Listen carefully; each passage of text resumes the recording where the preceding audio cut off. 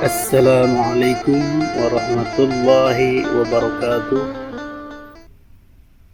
Hamdan wa syukran ala ni'amillah. Salatu wassalamu ala rasulillah. Hadirin netizen yang dimuliakan Allah subhanahu wa ta'ala.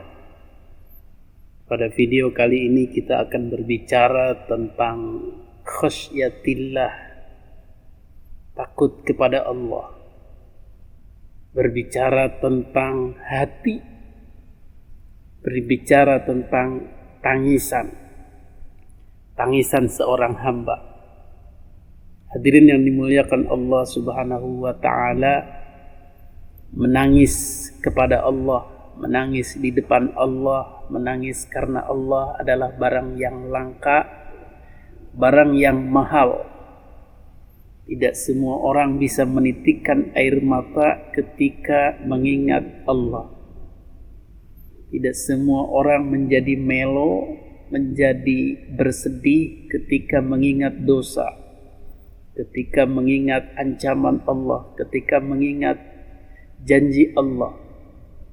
Itulah yang Allah inginkan gambarkan dalam Al-Quran. Innamal mu'minuna alladzina idza dzukirallahu wajilat qulubuhum wa idza tuliyat alaihim ayatu zadatum imana.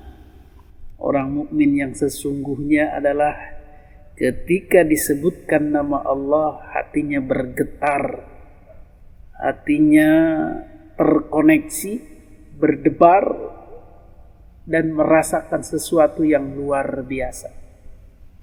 Maka dalam keseharian manusia ada merenung dan menangis. Ada yang menangis karena dosa-dosanya, ada yang menangis karena karunia nikmat dari Allah subhanahu wa ta'ala, baik menangis haru maupun menangis sedih, semua sama-sama disukai oleh Allah subhanahu wa ta'ala. Maka ingatlah diri kita masing-masing, sudah berapa seringkah kita menangis karena Allah.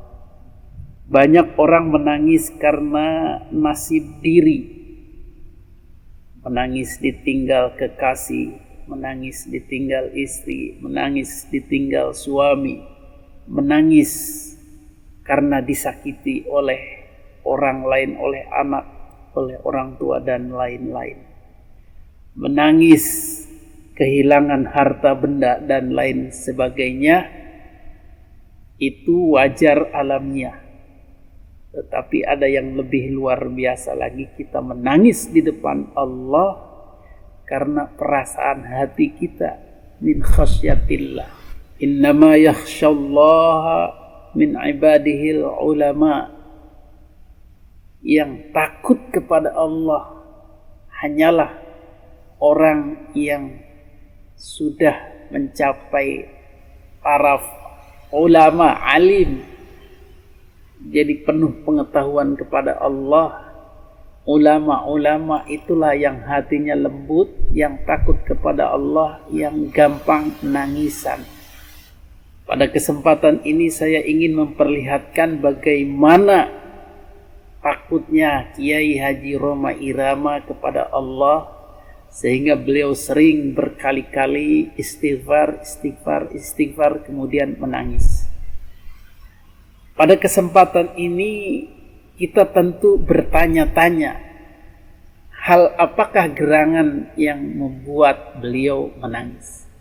Ternyata beliau menangis ketika ditanya masalah ketenaran, ketika ditanya masalah popularitas, ketika ditanya masalah orang-orang yang memuji beliau, fans-fansnya yang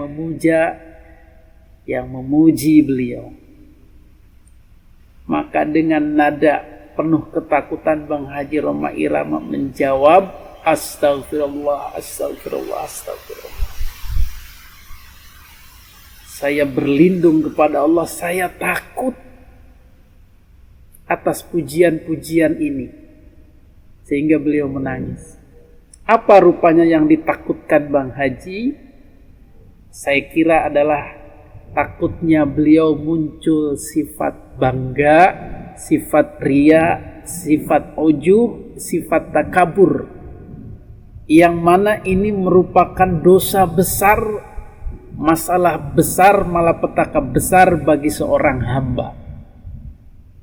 Masih ingat kisah iblis, yang mana dia pun adalah orang yang berilmu, orang yang pintar, bahkan lebih pintar daripada Adam.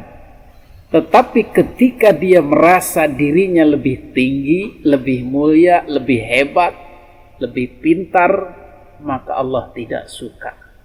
Dengan adanya kesombongan dalam diri iblis tersebut, maka runtuhlah amal-amal kebaikannya, dan kemudian diusirlah iblis dari surga.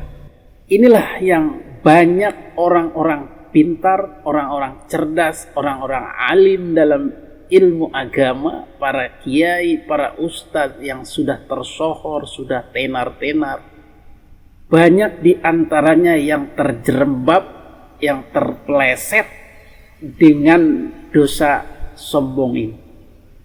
Merasa dirinya paling soleh, paling tahu agama, paling dikagumi masyarakat, paling besar pengaruhnya, dan seterusnya, sehingga muncullah dalam dirinya sifat ria, sifat takabur, sifat sombong, yang sebetulnya dia tidak pernah merasakan itu, tetapi masyarakat merasakannya.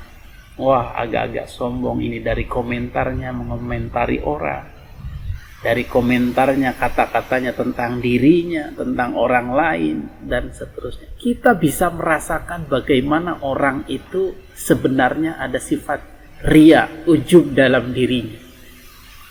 Maka orang-orang pintar seperti ini tidak jaminan dia masuk surga, bahkan bisa saja masuk neraka bersama dengan orang-orang pemabuk, penzina, maling, dan lain sebagainya.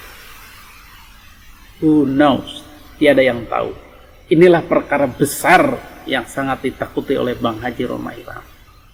Jadi bagaimana beliau tidak pernah mengharapkan pujian itu, sanjungan itu, penghormatan itu.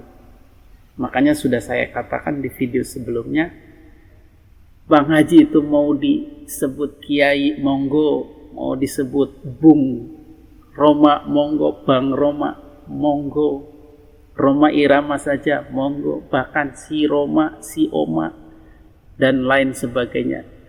Itu tidak ada masalah bagi Bang Haji. Maka kita bisa lihat dalam kesehariannya beliau sangat tidak peduli dengan penghormatan orang.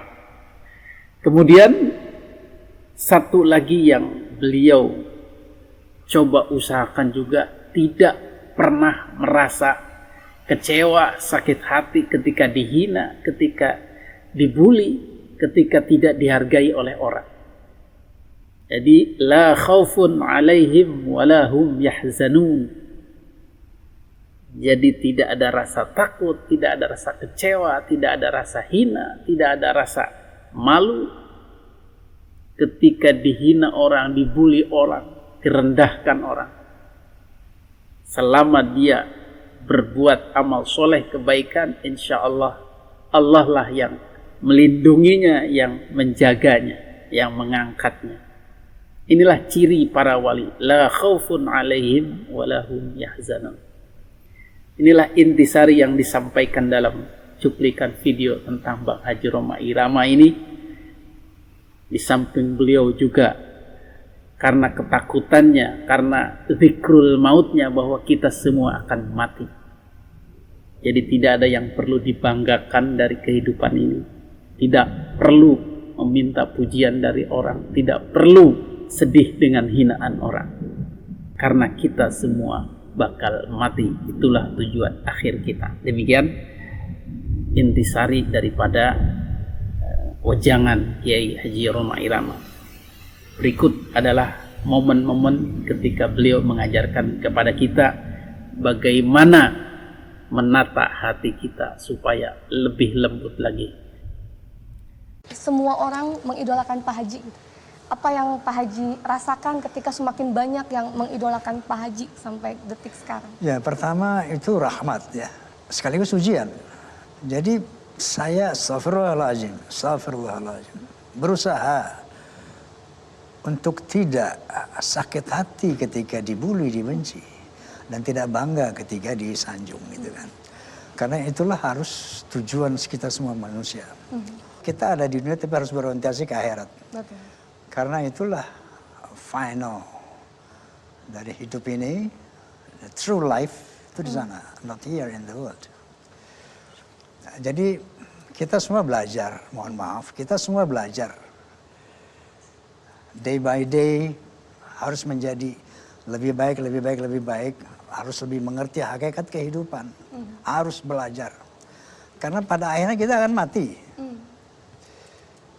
Dan kematian itu sesuatu yang sangat pasti yang seringkali kita abaikan.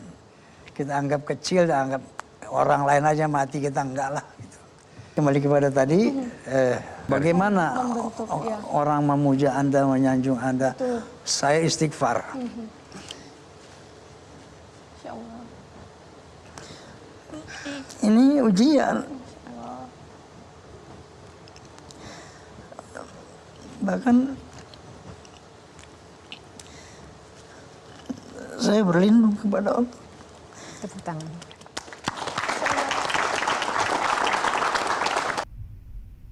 Demikian ulasan kali ini, mudah-mudahan bermanfaat dan kita bisa mengambil pelajaran dari guru kita ini. Hadanallahu wa iyyakum ajma'in. Wabillahi taufiq wal hidayah. Wassalamualaikum warahmatullahi wabarakatuh.